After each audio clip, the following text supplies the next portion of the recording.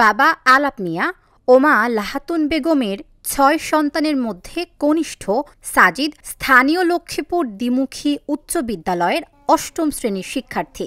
নিয়মিত অনুশীলনের মাধ্যমে গিম্বলের ন্যায় ইচ্ছামতো মাথা ঘোরানো, টি শার্ট খুলে সাগরের অশান্ত ঢেউয়ের কসরত দেখানো, কাকের মতো করে ডাকা, এমনকি বিড়ালের মতো ঝগড়াও করতে পারে সাজিদ। আমি এখন কাকের ডাক দিব।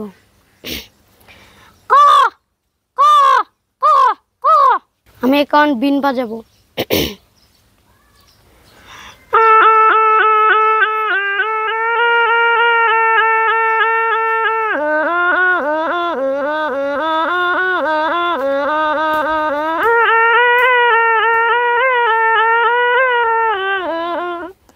লেখাপড়া ও খেলাধুলার ফাঁকে এ ধরনের শারীরিক কসরত রপ্ত করার চেষ্টা করেই আজ এই সাফল্য, বললেন সাজিদ। ছোটবেলা থেকে করতেছি, তো আব্বু আম্মু দৌড়াইতো বাইরেতো, বলতো আব্বুর কাছে এত টাকা নাই, গার্সার ভাঙে গেলে হাসপাতাল নিতে পারতো না।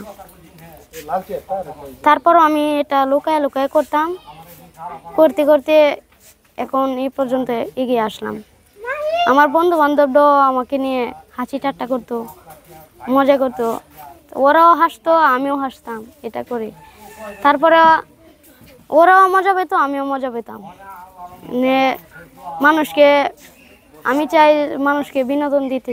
ছেলের এমন অবিশ্বাস্য ঘটনা শেখার চেষ্টার কারণে ঘাড় মুটকে যেতে পারে বলে তার বাবা অনেকবার শাসন করেছেন। এগুলা করলে গাড় গুড় ভাঙা যাইব, আমি কিন্তু ডাক্তার যারা নিতে পারতো না, এটা অবশ্য আমি ভাঙতাম পারতাম না।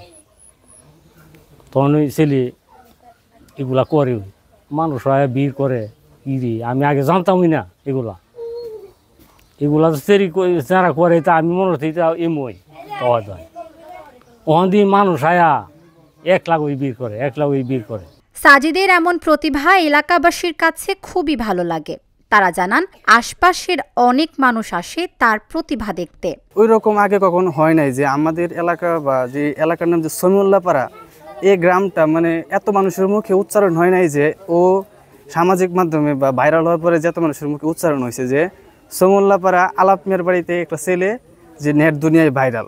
আসলে এটা উপভোগ করার মতো একটা বিষয় আর কি, যে আমাদের নিজ গ্রামের নাম সবার মুখে উঠতেছে, এটা আর কি ভালো লাগার বিষয়। সাজিব হয়েছে আমার বাতিজা, এই ছোটোবেলাতে দেখতে এটা হরে ডাউডিনি হরি এই ফলাফলায় করে।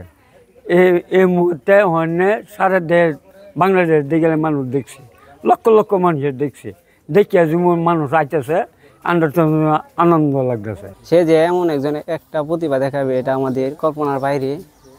সাজিব একজন গরিব সন্তান। সরকারের কাছে আমাদের উকিল আবেদন, সরকার যাতে সাজিবকে একটু দেখে এবং সাহায্য করে।